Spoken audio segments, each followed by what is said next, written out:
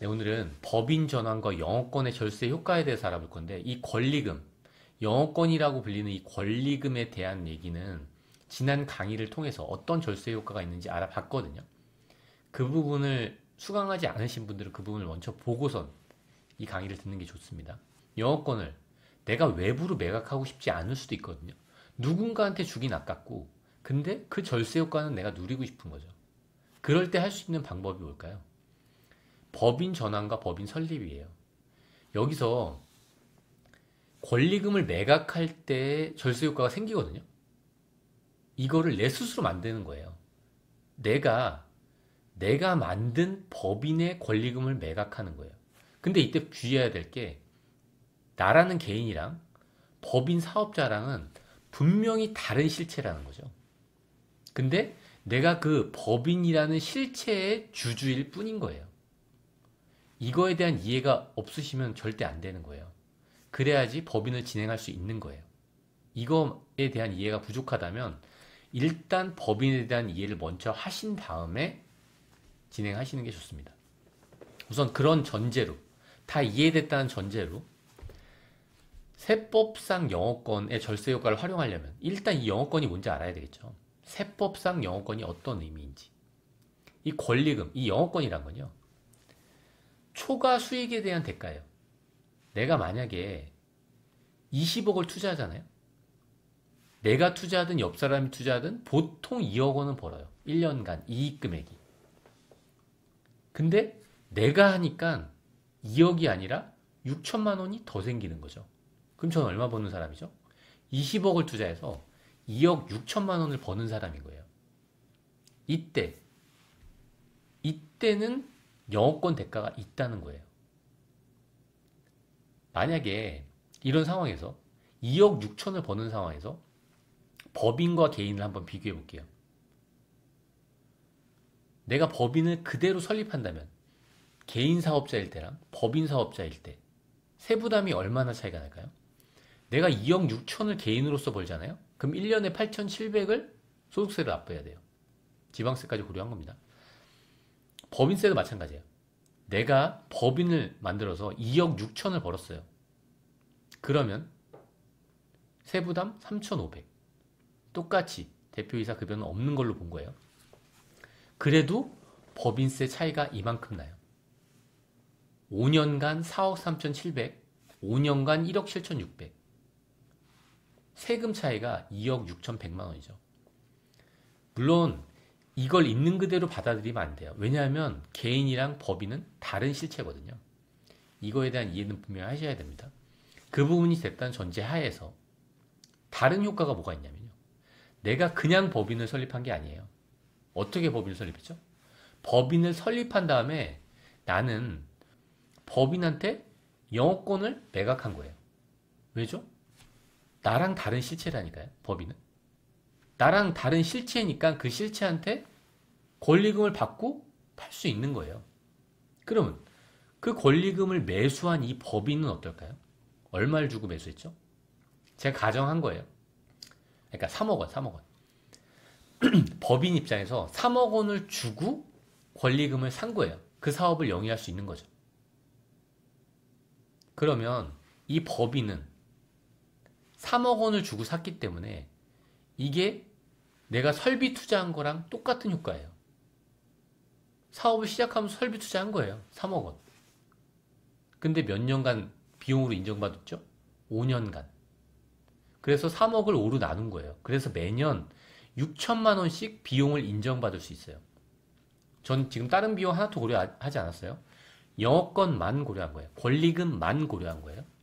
그러면 법인 사업자의 이익은 얼마일까요? 2억 6천이 아니에요. 왜죠? 나는 3억 원을 투자했잖아요. 그 투자가 비용으로 인정된다니까요. 5년간. 그럼 얼마죠? 3,500만 원이 아니라 나는 2,200만 원의 법인세만 납부하면 되는 거예요. 왜죠? 영업권을 돈 주고 샀으니까. 그러면 이게 5년간 절세 효과가 얼마죠? 6,600만 원. 3억 원의 대가를 지불했지만 나는 6,600만 원을 절세 효과로 얻은 거죠. 작지 않은 금액이죠, 이거. 그죠? 이거를 조금 더 직접적으로 한번 비교해 보면 제가 뭐라 그랬죠? 보통 2억 원밖에 못 버는데 6천만 원의 초과 이익이 생긴다고 했잖아요. 그럼 나는 개인 사업자로 있잖아요. 그럼 이 초과되는 이익에 대해서 저는 한계 세율인 41% 세부담 2,500만 원씩 6천만 원 때문에 내가 남들보다 더 잘해서 6천만 원의 이익이 계속 생기고 있는 거잖아요. 남들보다 개인 사업을 잘해서 남들은 2억씩밖에 못 버는데 나는 2억 6천을 벌 수 있잖아요. 그럼 나는 그렇게 남들보다 잘하는 내 능력 때문에 이 6천만 원에 대해서 세금을 얼마 내죠? 2,500 내는 거예요. 엄청 많이 내는 거죠. 이렇게 한계 이익과 한계 세부담을 비교해 보면. 그렇죠? 그럼 이게 만약에 5년간 개인 사업을 영위하면 어떻게 되죠? 1억 2,500만 원을 내가 남들보다 잘하기 때문에 3억 원을 벌었는데 1억 2,500만 원은 세금으로 내야 돼요. 그쵸? 근데 만약에 내가 남들보다 잘하는 이 능력에 대해서 법인이 나한테 대가를 지불한대요. 3억을 지불하겠대요. 그러면 똑같이 나는 3억을 벌었죠. 5년 동안 3억을 벌 수도 있고 지금 당장 그 3억 원을 5년치 이익, 추가적인 이익을 돈 받고 팔 수도 있는 거예요. 3억 원. 그럼 이 3억 원은 어떻죠? 비용 얼마 인정받죠? 기타 소득이니까 이만큼 인정받아요. 지금 70%. 내년에는 60%로 줄어듭니다. 1월 1일 기준으로. 그럼 이거에 대한 이익이 얼마예요? 9천만 원이에요. 그럼 세금 얼마 내죠? 전 1,800만 원. 엄청난 차이죠. 제가 개인 사업을 영위할 때 이게 지금 법인세 아니에요. 법인사업자라고 하지만 법인세가 아니에요. 제가 당해년도에 내는 세금이에요. 지금. 엄청나게 차이 나는 거죠. 내가 남들보다 잘해서 6천만 원씩 더 버는 거를 앞으로 5년 동안 세금을 추가적으로 그 부분만 고려했을 때 내는 세금만 1억 2천인데 그거에 대해서 권리금으로 만들어서 팔았으면 그거에 대한 세금은 이거밖에 안 된다니까요. 상당히 작은 금액이에요. 여기에는 어떻죠? 법인세율 차이를 제가 고려했나요? 2억 원의 이익은 원래 발생하고 있었잖아요. 이 세율 차이는 고려하지 않은 거예요, 저는. 감가상각 효과 고려하지 않았죠, 지금. 그쵸? 그리고 더 좋은 게 뭐냐면 사실 이 1,800도 법인의 자금으로 납부하게 돼요.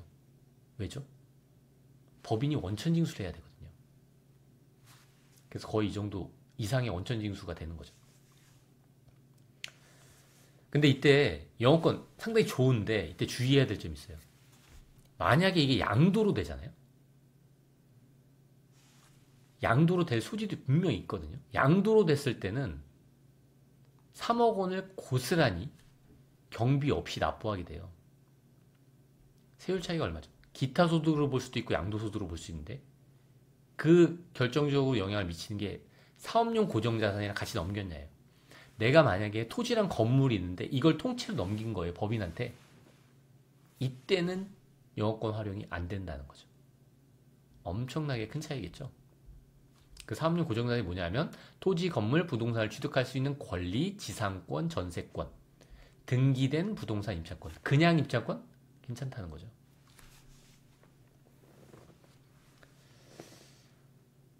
근데 제가 아까도 잠깐 말씀드렸지만 법인하고 개인 선택에 있어서 진짜 중요한 게 이 유보자금을 어떻게 활용할지예요. 제가 직관적으로 지금 위에서 세금을 비교했지만 법인하고 개인에 대한 기본적인 이해를 했다는 전제하에 저는 지금 말씀을 드린 거예요. 어떻게 활용할지를 고려해서 법인하고 개인 선택 잘 하셔야 되겠죠. 그게 뭐 이거 아니면 저거의 의미는 아니라고 생각해요. 저는 둘 다 잘 활용하면 더 좋겠죠. 권리금의 매수자인 법인은 권리금의 대가인 기타 소득에 대한 원천징수. 그러니까 법인 입장에서 권리금을 사오니까 그 대가를 개인한테 줘야 되잖아요. 그때 원천징수를 법인이 해야 되는 거예요. 이게 어떤 의미냐면 내가 저 개인한테 3억 원을 줘야 돼요. 근데 원천징수 2천만 원을 한 다음에 세무서에 내가 납부하는 거죠. 그럼 개인은 얼마 받게 되죠? 2억 8천만 받게 되는 거예요. 나중에 그 2천만 원 소득세, 기납부세 공제해 주겠죠. 기타 소득에 대한 원천징수는 법인의 자금으로 집행한다는 게 그런 의미고, 그리고 많은 분들이 이게 사업 포괄 양수도로 거래를 진행하시거든요. 그럼 부가세 부담이 없다고. 근데 이거는 정말 조심하셔야 되는 거예요. 제가 지금 상장회사들도 자문을 하는데, 그럴 때 그 큰 회사들에서 사업 포괄 양수할 때 절대 포괄 양수도를 안 해요. 이걸 대리납부 제도라는 게 있는데, 이 포괄인지 아닌지 여부는 상당히 우리가 고려하지 못하는 많은 요소들이 있거든요. 그렇기 때문에 이게 세법상 이게 포괄이다 아니다를 판단하는 게 거의 세무서 마음이에요. 그러다 보니까 세무서에서 그런 불필요한 충돌을 피하기 위해서, 네가 만약에 부가세를 부담하고 거래하잖아요. 그럼 그냥 인정해줘요. 그렇기 때문에 거래 금액이 클수록 저는 절대 포괄 양수도를 시키진 않아요. 왜냐면 많은 위험 요소들이 있거든요. 그리고 영업권 평가를 받는다고 다 해결되는 게 아니에요. 이렇게 오해하시는 분들이 있는데, 영업권 평가 받으면 무조건 오케이? 이거 아니에요.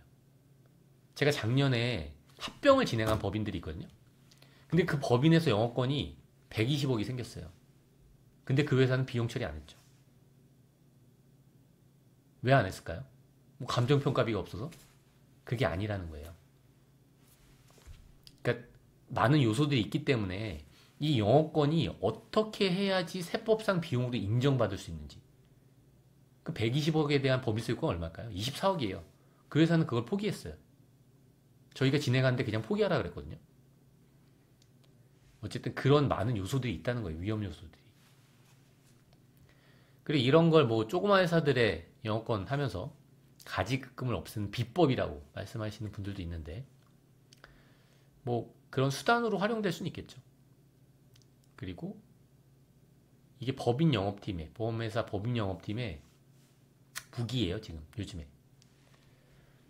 세무 대리인들은 잘 권하지 않아요. 사실 저희 팀 사무실에 있는 그 팀장님도 세무 대리 쪽 업무를 하시는 팀장님은 이걸 하기를 원하지 않으시더라고요. 왜냐하면 개인 사업자를 가만히 내비두면 성실로 되는데, 굳이 그걸 법인으로 하면서 우리가 수수료도 제대로 못 받는데 법인으로 해줄 필요가 있냐 라고 말씀하시는데, 뭐 모든 사람한테 다 적용하는 건 아니지만, 이게 뭐 다 이렇게 해도 좋다 이건 아니에요. 적용 가능한 분들이 분명히 있거든요. 그분들한테 분명히 유리한 방법이죠. 그리고 사실 개인 사업자들이 매출액이 높으면 성실신고 할 수 있고, 그 성실신고 수수료가 저희한테 훨씬 이익이죠. 세무 대리인한테는. 그러니까 개인적으로 잘 따져보셔야 되는 거예요. 그 세효과를. 그리고 모든 사람들한테 적용되지 않는가. 제가 지금 예를 들면서 음식점 얘기를 많이 했었는데, 음식점은 이런 세율 차이, 영업권에 대한 절세 효과, 이거 말고 다른 효과들, 아주 중요한 효과들이 있거든요. 뭐 부가세법상 효과 등등등. 그러니까 그런 부분을까지 고려해가지고 전체적인 세부담을 고려해서 선택하셔야 됩니다. 네, 오늘 여기까지 하도록 하겠습니다.